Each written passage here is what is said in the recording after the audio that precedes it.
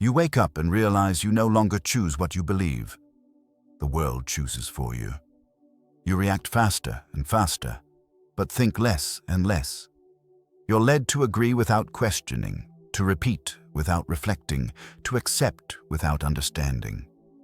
And while all this happens, something dies in silence, your critical thinking. But something even more dangerous takes its place: stupidity.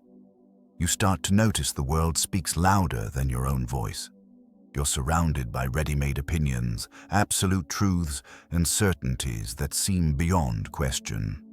You don't have time to ask if any of it makes sense. You just repeat, just agree, just follow. And the world loves when you do that. Because a world full of people who don't think is a world that's easy to manipulate, and a world full of stupid people, those who have abandoned the effort to think, is even more profitable, predictable, and controllable. Stupidity is not just ignorance. It's the voluntary collapse of the critical mind.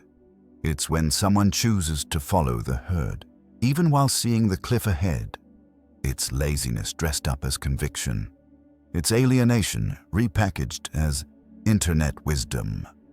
We live in the age of stupidity as a spectacle. Shallowness is rewarded, depth is ridiculed. Those who think are boring. Those who question are troublemakers. And those who stay quiet and obedient are praised as sensible. Here's the harsh truth. The world today doesn't want you to think. Thinking slows the algorithm. Thinking questions the system. Thinking creates friction. And the system hates friction. But you can break that cycle. You can do what almost no one does anymore. Pause and think. Because when you think, you become disruptive. You become unpredictable, uncontrollable, untamable. And that's exactly why critical thinking has to die. So stupidity can rule. This video is an invitation to mental rebellion. In the next few minutes, you'll understand how this culture of stupidity was built, who profits from it, and the one simple question that can reactivate your intelligence in any situation. Stupidity may be winning for now, but you still have a choice. Don't be part of it. Stupidity is not an accident, it's a system, a machine built with precision to generate mass obedience. It's not just the lack of knowledge, but an active rejection of thinking. It's the pleasure of not knowing, combined with the arrogance of believing you already know everything. Those immersed in it don't realize it, and often take pride in it. Modern stupidity doesn't come from innocent ignorance, but from the conscious choice not to think. And that choice doesn't happen in a vacuum. It's encouraged, rewarded, replicated. It's everywhere. And that's exactly why it works so well. Ignorance is the absence of information. Stupidity is the refusal to process, analyze, and investigate. It's easier to live with simple certainties than to face the discomfort of doubt. It's more convenient to repeat what everyone else says than to make the effort to think independently. Philosopher Carlo Cipolla warned us, the stupid person harms others and themselves without gaining anything. But modern stupidity is even more dangerous. It's useful. It serves the system's interests, doesn't demand change, doesn't cause friction. It's predictable, and that makes it controllable. The culture of stupidity is built on a silent tripod: speed, volume, and validation. Speed prevents pause. The volume of content overwhelms, and validation inside digital bubbles reinforces existing beliefs. In this environment, thinking becomes nearly impossible. You're bombarded constantly with slogans, memes, headlines, and catchy phrases. No space for silence, no room for doubt. You're pushed to react, to share, to comment. And the more you do that, the less you think. The mind becomes a repeater. What looks like engagement is, in fact, conditioning. This architecture isn't a flaw, it's by design. Big platforms profit from your distraction, not your clarity. Media thrives on your outrage, not your analysis. Politics prefers your obedience, not your awareness. The modern world runs more smoothly when no one stops to ask, does this even make sense? And when someone dares to ask that, they're mocked, labeled as a buzzkill, a conspiracy theorist, or too intense. The system runs best with useful idiots. People who repeat without knowing, defend without understanding, attack without thinking, and they're produced daily. Stupidity is also viral. It spreads through memes, short quotes, shallow truths. What goes viral isn't depth, but emotional punch. Platforms reward yelling, not reasoning. They reward punchlines, not sincere questions. Intelligence is slow, stupidity is instant, and in this game, speed wins. Out-of-context quotes replace thought. Inflamed emotions replace logic. It's a game of noise, not meaning. And the louder the noise, the harder it is to hear your own voice. But stupidity doesn't live only online. It's in education systems that teach memorization, not reasoning. It's in pop culture that glorifies mediocrity and mocks depth. It's in leaders who dumb things down to appear relatable. It's in shallow conversations that avoid discomfort. It's in routines so fast they leave no room for thought. And it's in us. Every time we choose not to think, even knowing we're being manipulated. Stupidity is not a label. It's a daily habit. Still, there's a way out. Stupidity can be reversed if you choose to interrupt the flow. Thinking is a decision, and that decision begins with a simple gesture: doubt. Doubt what you hear, what you read, what you've always believed. Asking, what if it's not like that, is a spark.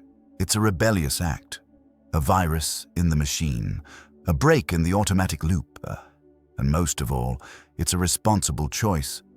Because thinking means risking change, and that takes courage. Thinking is exhausting, it hurts, it destabilizes, and no one wants that. In a society that sells comfort as the ultimate goal, critical thinking has become an inconvenience, a threat. Thinking requires stopping, facing internal conflict, and having the courage to revisit everything you thought you knew. That's rare. It's easier to go with the flow. More convenient to repeat. Stupidity has become an emotional shortcut. It protects your ego and shields you from the pain of realizing you might be wrong. That's why it's so popular. Intelligence demands effort. Stupidity offers relief. Stupidity isn't just accepted, it's celebrated. Pop culture parades it as a sign of humility or being real. People who think too much are called arrogant. Those who question everything are labeled as difficult. The crowd doesn't want depth. It wants comfort, belonging, approval. And thinking distances you from all that. Thinking makes you weird, puts you on the outside.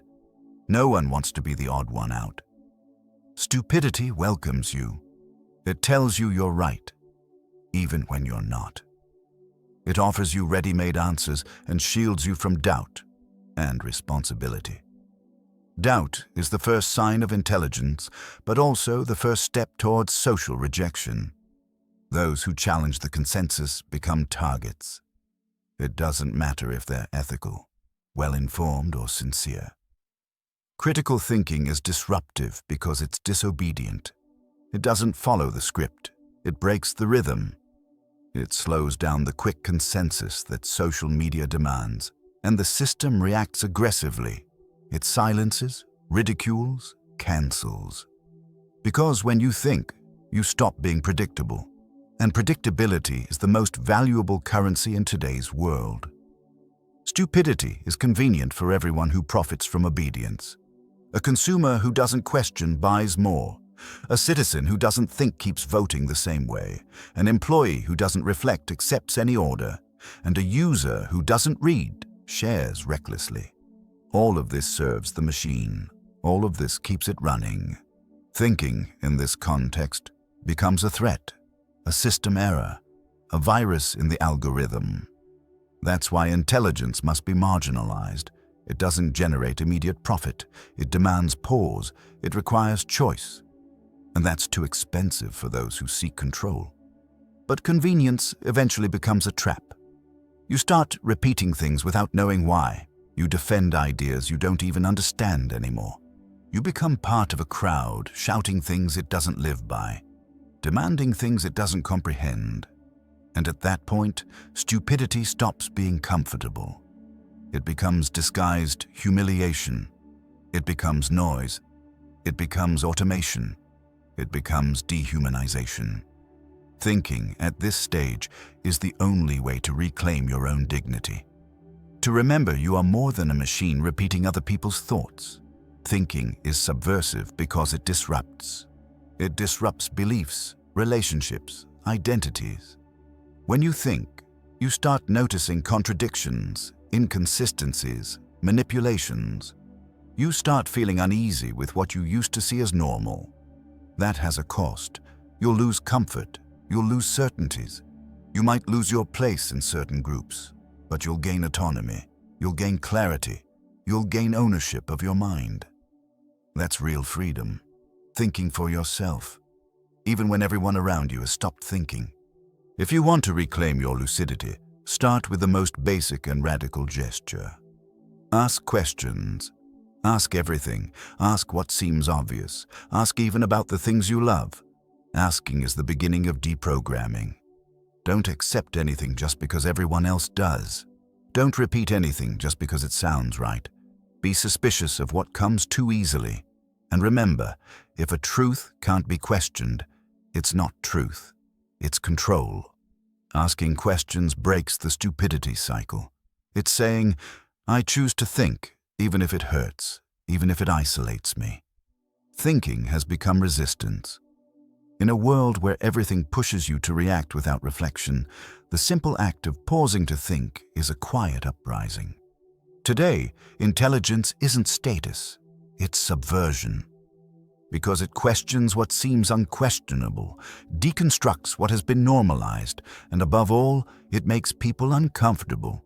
It reveals the emptiness behind popular certainties. It demands effort in a culture obsessed with ease.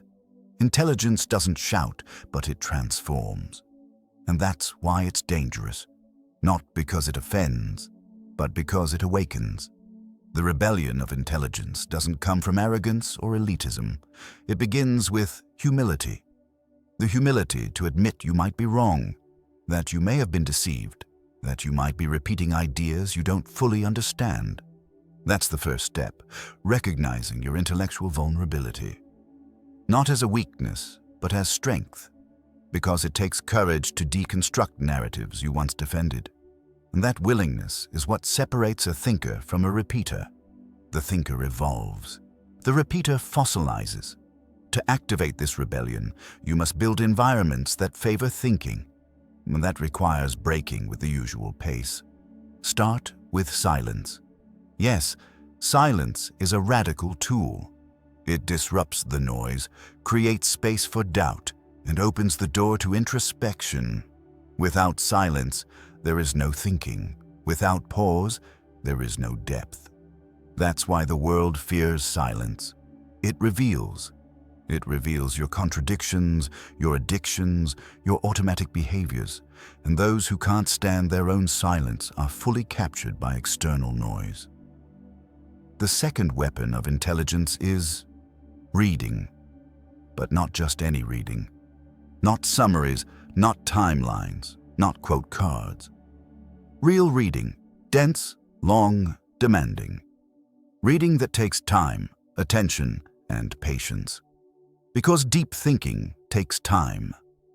No one thinks clearly without first engaging with ideas that challenge them. Reading is a conversation with the invisible. You lend your mind to others and get it back sharper. The rebellion begins when you pick a book over a short video, when you spend an hour with an argument, not a comment section. The third and most powerful gesture is to question actively.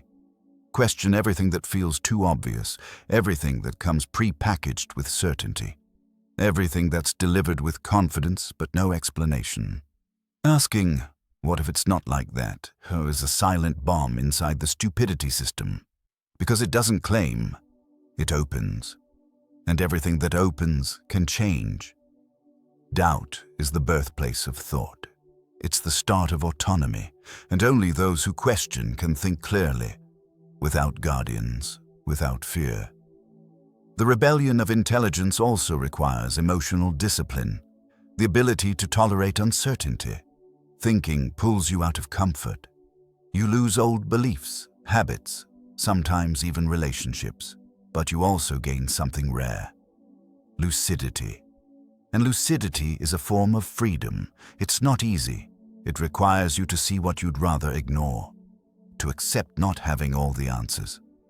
But that tension is fertile. It keeps you alert, alive, present. Intelligence won't give you peace. It will give you presence. And presence removes you from the herd. Maybe you're thinking, but I'm no genius. I don't have the background. I'm not a philosopher.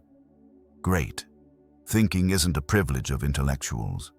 It's a human right. It's an instinct that simply needs to be reawakened. And it starts with small choices.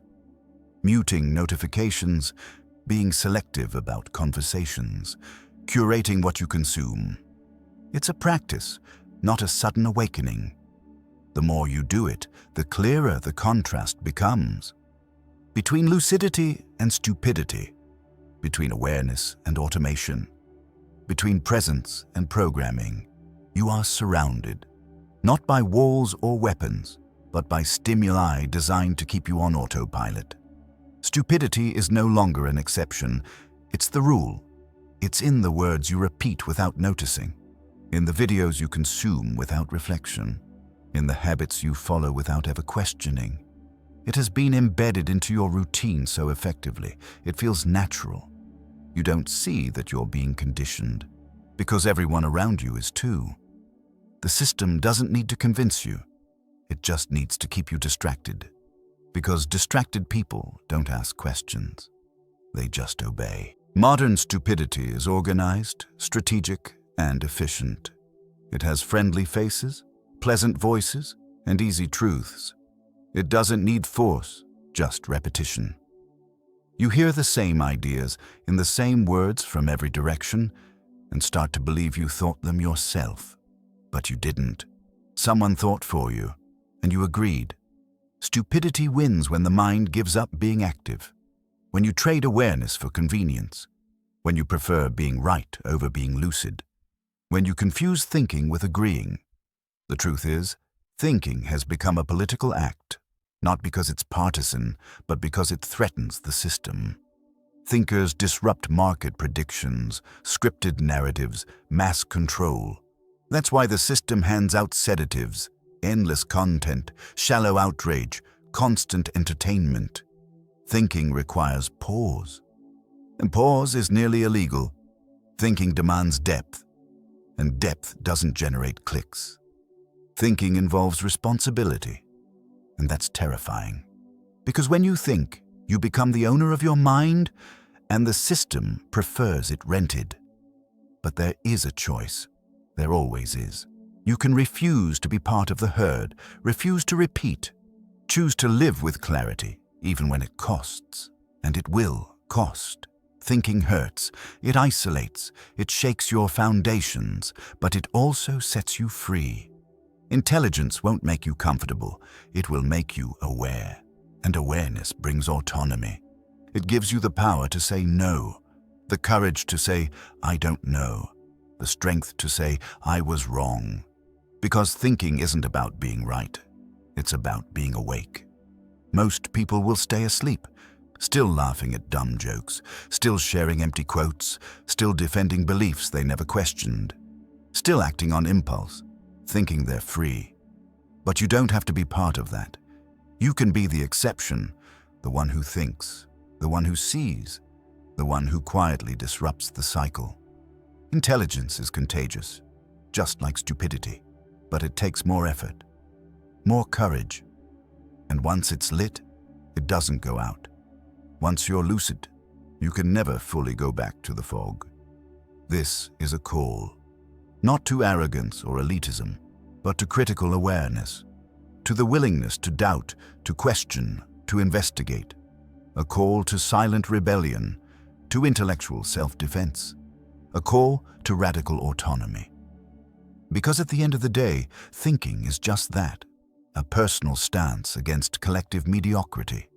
It's choosing truth, even if it's lonely, choosing discomfort over illusion, holding the question even when everyone is screaming answers.